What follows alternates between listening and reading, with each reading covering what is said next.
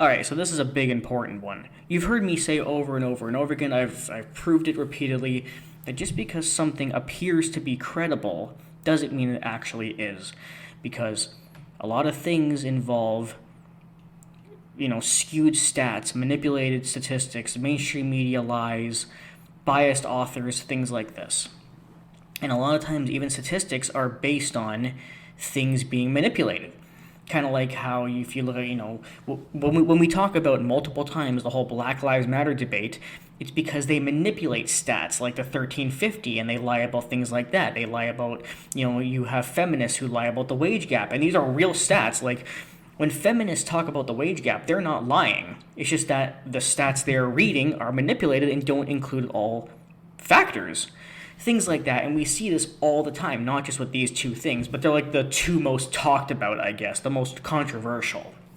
This is a conversation I had with someone. Now, you might be thinking, well, Matt, you're just talking to some random guy. What relevance does this have? It actually has a huge relevance, and you'll find out why at the end of the video. Pay close attention. Now, this was a long conversation, but I'm not going to show you the whole thing because it's long.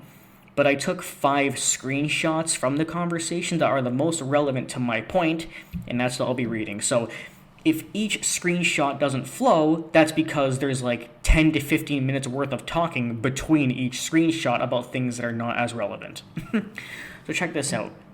Now, this guy is a self-admitted SJW, extremist leftist, but he calls himself one of the smart SJWs. And I'm not gonna lie, he was intelligent. But that doesn't mean he's right. Gender, which most people consider synonymous with sex, is not science. That's why you consider it non-scientific, because it isn't. So in this conversation, he and I are talking about gender and the difference between gender and sex and all that stuff. And he believes non-binary and all that stuff is real, which most people should know that it's not. There's tons of evidence proving, just a little sidetrack here, there is mountains of evidence proving that the majority of people who are non-binary are teenagers and female.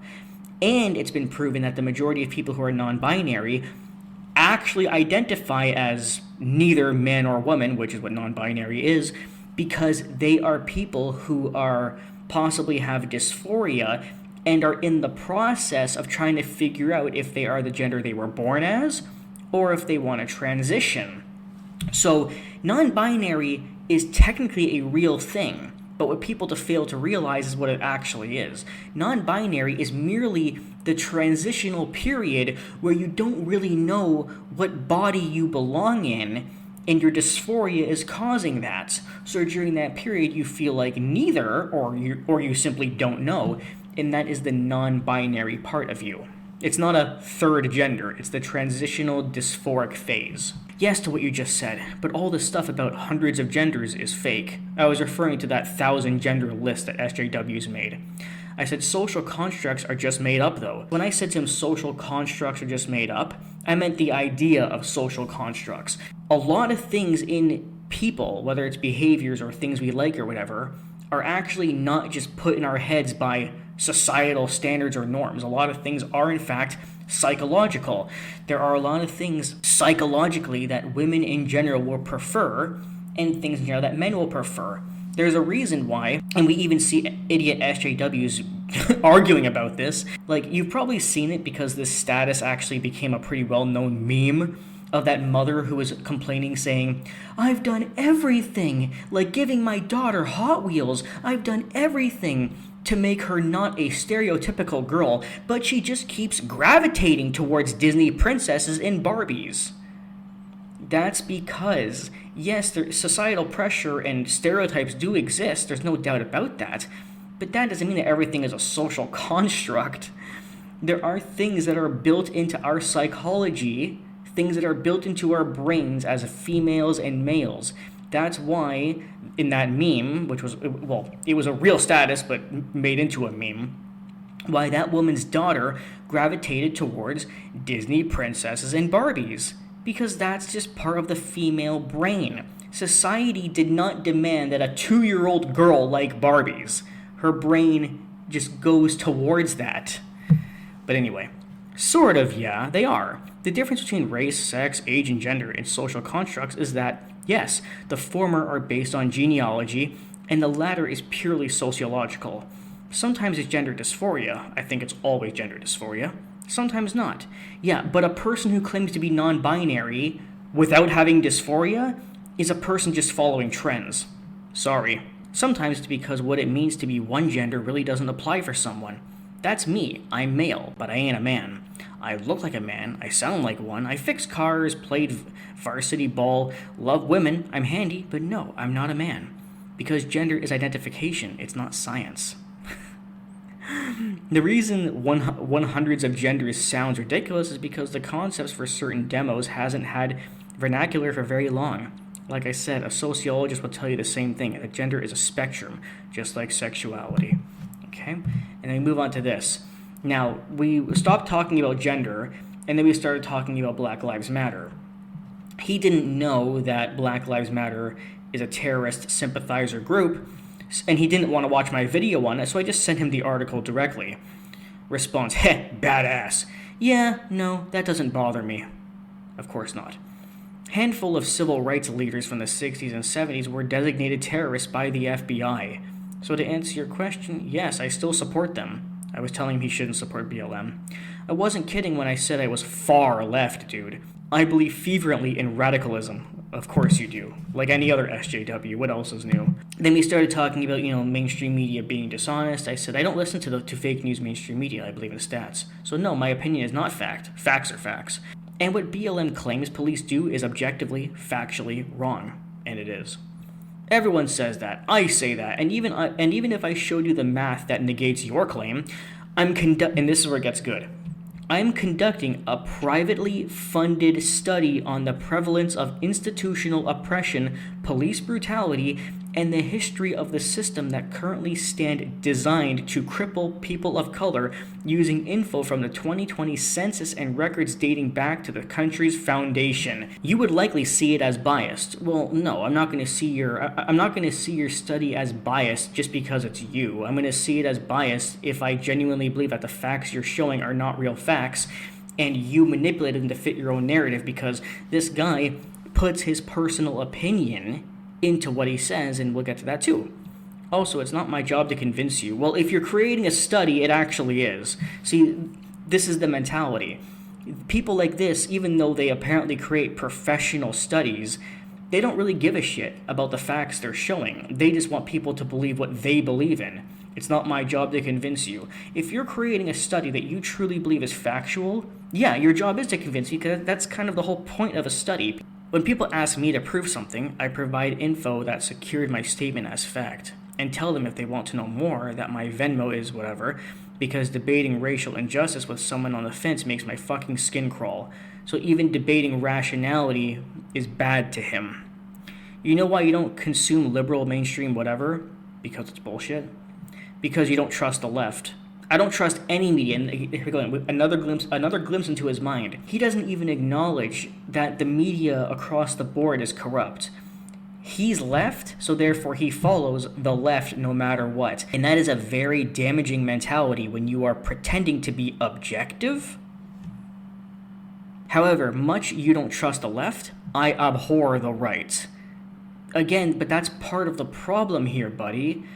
When you're creating studies, one of the things you have to do is be objective. Show the facts, even if they go against your personal opinion. You are admitting that you are using bias because you are a radical leftist and hate the right. This is terrible. This is a terrible mentality for anyone to have when you are creating a study that should be objective and neutral. You're putting your personal political bias into it. I think anyone who votes for Trump in 2020 is evil. Well, I mean, if that's not telling, then what is? Again, just to reiterate the same thing again, when you're creating a study, when you're a journalist, when you do anything that is considered professional, you have to be, or you should be, neutral. You shouldn't hate one side and like the other. That is the worst thing you can do. because that's how our entire mainstream media operates. Fox is right-wing. CNN, MSNBC, NBC, ABC, CBS, they're all left-wing. One has a right-wing bias and pretty much everything else has a left-wing bias. I know it's not fair that there's only one right-wing network, but my point isn't about how much fairness there is between left-wing and right-wing. I'm talking about the fact that even those networks have their own bias. And true journalism, real journalism, is based on objective, neutral facts, regardless of your belief. So basically, this guy is no better than the mainstream media. I think everyone who isn't on the side of BLM is racist. And I could prove it, but he's not going to. Racism being systemic, casual, and indifferent much of the time. Oh, really? Let me tell you something. There is so much evidence I could give that racism is not systemic, but I'll give you one piece right now because it's a nice little, just a little appetizer of facts. Did you know that there has actually been an increase on black fathers leaving their families since segregation ended? Now, you see, a lot of SJWs acknowledge the fact that a lot of black fathers leave their families and let their children grow up to be, well, grow up badly, let's just put it simply. But when they talk about that, they go, yeah, black people do that, but it's not their fault. It's the systemic racism causing that for them, okay? Then how come since segregation ended, the statistics for fathers leaving their families has gone up? How can you possibly use the fucking systemic bullshit if the stats have gotten worse since the fucking systems, like segregation, have declined? Don't even come at me with your stupid fucking bullshit. A majority of Trump voters and BLM dissenters condoning violence against even the peaceful protests in government polls, most undecided or right-leaning Americans being fully aware of and at least not caring about the concentration camps we're holding on the West Coast, etc. But, I'm not arguing with Nazis. Which, a lot of Holocaust survivors have spoken to the visceral similarity of this administration, even though Biden's administration is actually considerably worse, and you probably support it because of your own bias. Silencing of protesters and deregulation of government forces working to oppress those speaking against it. So yes, Nazis. I don't argue with Nazis. And let's not forget the main course. I told him he'd learn a lot more if he watched my videos. He goes, I learn a lot more? Okay, that's great. Let's leave it at that. I needed a laugh. What you need to understand, though, your ability to see things objectively and without feelings getting in the way, that's a privilege, guy. So a guy who claims to conduct professional studies is saying that me being objective is wrong, and I'm only doing it because I'm privileged.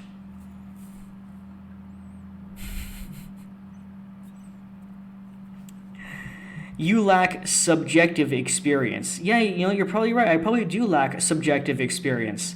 But the funny thing is, you're saying that I need subjective experience, yet you're the one conducting professional studies. I thought we were supposed to look at data and not just our personal opinions. But I guess that changes based on your opinion. Got it. It shows. It shows a lot. And not in a way that you'd like. You keep talking about figures and facts. Now he hates facts. And I've been reading the statements I'm making for my arguments from a government database. Don't worry. You're so in your own head about being logical, and you're in your own head about your feelings. And I've been reserved in noting that what I'm saying is literally not up for negotiation. Yeah, because if you shut people up, you can't hear... whatever. Like the black and trans murder thing, I'm looking at a census form. That's where I got that info. I know more than you. Have some humility. He's telling me I should have some humility while saying what he just said. And finally, the research I do becomes record for federal registration. I'm angry because the facts and stats make my case. And there it is. So the next time you see professional seeming or sounding articles or sources, doesn't mean they are. Because this fuck right here, who believes that non-binary is a science, who believes that, well, you saw all the Black Lives Matter stuff, all the racism stuff about thinking that all Trump supporters are by default evil, by agreeing that BLM is a terrorist organization and is okay with it, and everything else he fucking said, his beliefs, and even admitting to me that he goes based on feelings, becomes record for federal registration.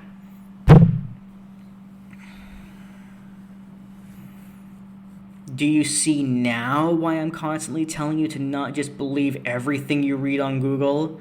Because even if it looks professional, it may come from a stupid fuck like this guy. Keep that in mind.